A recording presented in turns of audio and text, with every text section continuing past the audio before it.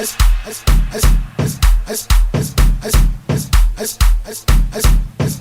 the top of the show, I did promise it. Here it is, the conversation with Glyn Binkin, one of the top football managers, agents for players. And I know you know his long history in the game. He joins us as the transfer window is about to close, and one of his players is right at the top of everybody's thinking. That player is Teboho Mokoena. Welcome, Glyn, to the show. Good evening, Thomas, and good evening to the listeners. You spoke earlier about Teboho Mokoena, for example, where we all feel he's a fantastic player, and there has been a lot of interest in him over the past 4 transfer windows in particular. But when you talk about the sort of finances that are involved, it scares clubs away, not because they don't think he's worth it, but because they don't know. He's largely an untried and tested player in European football. I've no doubt that he will be able to play in European football and will be a success in the future, but it's difficult to convince a club that doesn't have money, that they have to spend money that they don't have on both the transfer fee as well as the player's personal terms. Right, so you've gone straight there, and that's the question on everybody's lips, right? Supersport United's player, the Bafana International, Teboho Mokoena, your player as well. There's so much being spoken about in terms of his moving in this transfer window, and we're hearing that Sundowns have put down a huge offer to secure his services. We're also hearing Europe interest. Can you shine a light, Glyn? Yeah, I mean, Thomas, there's been a lot of speculation in Europe. Some of it I read and I've never heard about some of it myself. There has been some interest, but nobody has come and tabled an offer at all, to be honest, in this window. There have been previous offers in earlier windows, but not at the level that Supersport value the player at. In this window, there hasn't been any international offers as such. So we decided to look at what options would be available both locally and potentially in North Africa. But there was some interest from Egypt in particular.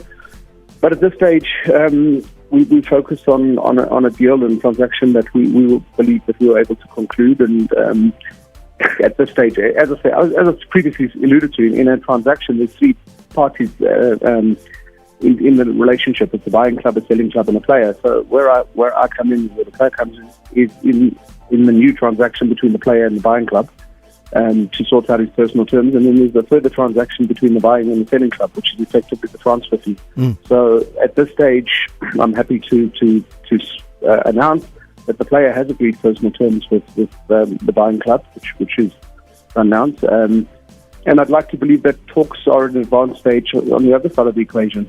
I think where there is a will, there's a way, and I think the parties have had fantastic discussions over the past couple of weeks in particular, and I think a transaction will be concluded, but I can't announce such thing until such time as the full transaction has been concluded. Right. So, but what you are confirming, Teboho Mokoena has agreed the personal terms with Mamelodi Sundowns. So what remains now is for Sundowns to have the conversation with Supersport United. Correct. And that discussion has been taking place, I believe, over the last couple of weeks. To be honest, I've obviously been updated by both parties. In Supersport in particular, have been exceptional in the discussions. They've been really, really good to Teboho, because they made certain undertakings to him over the last few years of his career. And when the opportunity arose, there was an opportunity in July, August, the last transfer window, which for whatever reason it didn't happen.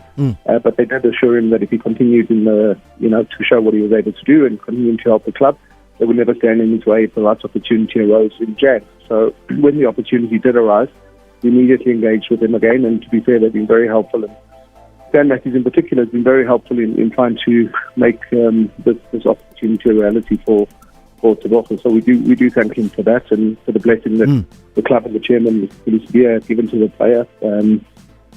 So I'm pretty confident that a club-to-club deal will be finalised shortly. I think the sooner the better for everybody. Just put the speculation to bed, and Teboho can move on with his career, I suppose.